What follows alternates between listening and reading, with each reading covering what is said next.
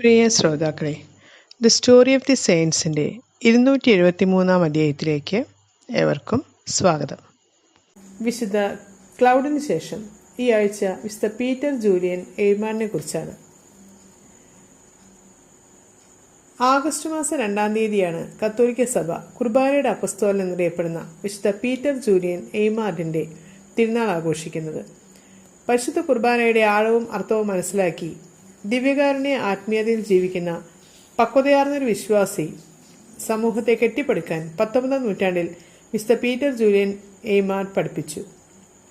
ദിവ്യകാരുണ്യ ജീവിതത്തിനുള്ള 12 നിയമങ്ങളിൽ പലതിനും ഇക്കാലത്തും കാലിക പ്രസക്തിയുണ്ട്. അവയെ നമുക്കൊന്ന് മനസ്സിലാക്കാൻ ശ്രമിക്കാം. 1-ാം നിയമം, രാവിലെ ഉണരുമ്പോൾ അരൂപിയിൽ സക്രാരിയുടെ ചൂട്ടിലെത്തുക.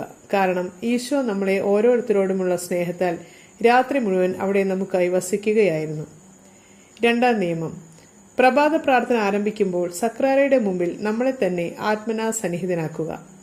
നമ്മുടെ യാചനകൾ കർത്താവായ ദൈവത്തിന് സമർപ്പിക്കാൻ അവിടെ കാത്തിരിക്കുന്ന ഈശോയോട് ആ ദിവസത്തെ നമ്മുടെ പദ്ധതികളെക്കുറിച്ച് പറയുക, അവ അനുഗ്രഹിക്കാൻ ആവശ്യപ്പെടുക. 3-ാം നിയമം, സാധിക്കുമെങ്കിൽ എല്ലാ ദിവസവും വിശുദ്ധ കുർബാനയിൽ പങ്കെടുക്കുക. അസാധ്യമായ ദിവസങ്ങളിൽ വിശുദ്ധ ബലിയിൽ ആത്മനാ സന്നിഹിതരായിരിക്കാൻ പരിശ്രമിക്കുക.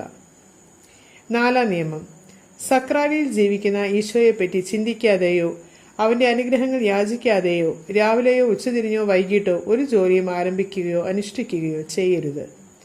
5-ാം നിയമം, ഉച്ചഭക്ഷണത്തിനും വൈകുന്നേരത്തെ ഭക്ഷണത്തിനും മുമ്പും ശേഷവും ഒരു നിമിഷം മുട്ടുകുത്തി പ്രാർത്ഥിക്കുക. പലരും മറന്നുപോകുന്ന ഈശോയെ അഭിവാദ്യം ചെയ്യാൻ ഈ സമയത്തെങ്കിലും മറക്കാതിരിക്കുക. 6-ാം നിയമം, ദിവസത്തിൽ പല പ്രാവശ്യം സക്രാരിയിലേക്ക് സ്നേഹപൂർവമായൊരു ചിന്ത അയക്കുക. ഉദാഹരണത്തിന്, ക്ലോക്കിൽ മണിമുഴങ്ങുമ്പോൾ ദൈവസ്നേഹ പ്രകരണങ്ങൾ ജപിക്കുക, അത് ശീലമാക്കുക. 7-ാം നിയമം, ജോലിക്ക് പോകുന്ന സമയത്താണെങ്കിൽ പോലും ദിവ്യകാരുണ്യ സന്നിധിയിൽ വിസീത്ത അനുദിനം നടത്തുന്നത് ശീലമാക്കുക. അപ്പോൾ മരണസമയത്ത് ഈശോയും നമ്മളെ സന്ദർശിക്കും. 8-ാം നിയമം, നമ്മുടെ രാത്രി പ്രാർത്ഥനകൾ ആരംഭിക്കുമ്പോൾ സക്രാരിക്ക് മുമ്പിൽ ആത്മാവിനെ സമർപ്പിക്കുക. ഈശോയോടുള്ള സഹായം അപേക്ഷിക്കുക. അവന്റെ സംരക്ഷണയുടെ കീഴിൽ നമ്മുടെ മനസാക്ഷിയെ താഴ്മയോടെ പരിശോധിക്കുക. പകൽ സമയത്ത് നമ്മൾ ചെയ്ത കാര്യങ്ങൾ നമ്മുടെ ഓർമ്മയിലേക്ക് കൊണ്ടുവന്നത് ഈശോ തന്നെയാണെന്ന് ചിന്തിക്കുക. 9-ാം നിയമം, ഏറ്റവും പ്രധാനപ്പെട്ട നിയമമാണിത്. ഇതിൽ 4 കാര്യങ്ങൾ അടങ്ങിയിരിക്കുന്നു. 1. ഈശോയുടെ സക്രാരിക്ക് മുമ്പിൽ പോയി സ്വയം നമ്മളെ തന്നെ സമർപ്പിക്കുക. 2. ദിവ്യകാരുണ്യ നിയമങ്ങളിലെ ചോദ്യങ്ങളിലൊന്ന് വായിക്കുക. 3. ഒരു നിമിഷം അവ സാവധാനം ചിന്തിക്കുകയും ഫലങ്ങൾ കണ്ടെത്തുകയും ചെയ്യുക. 4.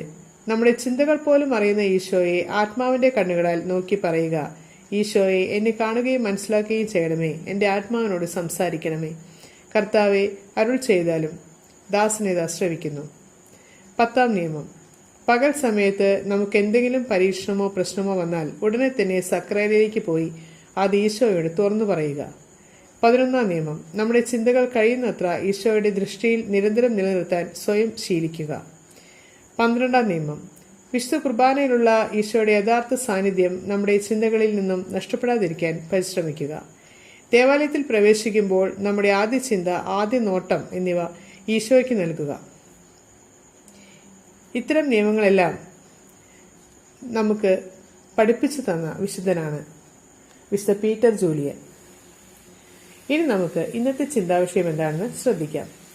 വെറുപ്പുള്ളവനും ദേഷ്യമുള്ളവനുമായി തീരുന്നതിന്റെ ഒരു അടിസ്ഥാന ഘടകം അതിനെക്കുറിച്ചുള്ള അജ്ഞതയാണ്. അതിന്റെ പ്രവർത്തനത്തെക്കുറിച്ചുള്ള അറിവില്ലായ്മയാണ്. അതേപ്പറ്റിയുള്ള ജാഗ്രതയില്ലായ്മയാണ്. ഏവർക്കും നന്ദി.